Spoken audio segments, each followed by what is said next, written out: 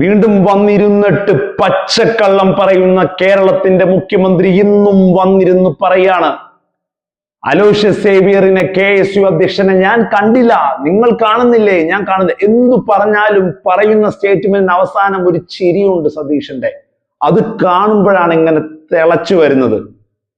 എന്തു പറഞ്ഞാലും ഏതു പറഞ്ഞാലും അവസാനം ആ ചിരിയിൽ ഒതുക്കുന്ന VD സതീശൻ എന്ന മുഖ്യമന്ത്രിയുടെ തോൽവിയുടെ പര്യായ പദമായി മാറുകയാണ് ഓരോ വാർത്താ സമ്മേളനവും ഓരോ ബുധനാഴ്ചയും ഈ നാട് കേൾക്കാൻ.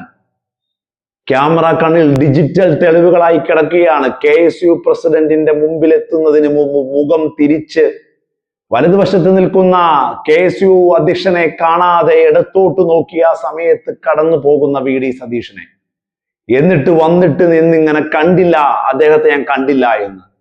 അദ്ദേഹത്തെ മുഖ്യമന്ത്രിയുടെ ഓഫീസ് കൃത്യമായി കാര്യങ്ങൾ അവതരിപ്പിച്ചിട്ടുണ്ട്. വന്നു കാണൂ എന്ന് പറഞ്ഞിട്ടുണ്ട്.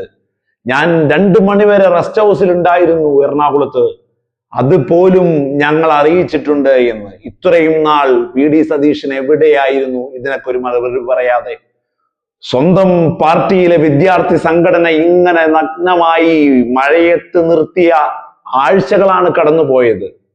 മുതിർന്ന നേതാക്കളടക്കം ഹൈക്കമാൻഡ് പോലും പറയേണ്ടി വന്നില്ലേ, വിദ്യാർത്ഥി സംഘടനയുടെ യുവാക്കളുടെ ധൈര്യവും അവരുടെ ആത്മവിശ്വാസവും തകർക്കുന്ന സ്റ്റേറ്റ്മെന്റിൽ നിന്ന് മുഖ്യമന്ത്രി പിന്മാറണം, മുതിർന്ന നേതാക്കൾ അതിന് മുതിരരുത് എന്ന് വരെ പറയുന്ന അവസ്ഥയിലേക്ക് കോൺഗ്രസിന്റെ ദേശീയ നേതൃത്വം വരെ വന്നപ്പോഴും അതികായനായി ഒറ്റയാനായി താൻ കോയ്മയിൽ ഇങ്ങനെ മുന്നോട്ട് പോയ VD സതീശനാണ് ഇന്ന് വന്നിരുന്നിട്ട് ഒന്നും നടക്കാത്തതുപോലെ കോൺഗ്രസിൽ ഇങ്ങനെ രാഹുൽ മാങ്കൂട്ടത്തിൽ ചെയ്യുന്നത് നമ്മൾ കണ്ടിട്ടുണ്ട്.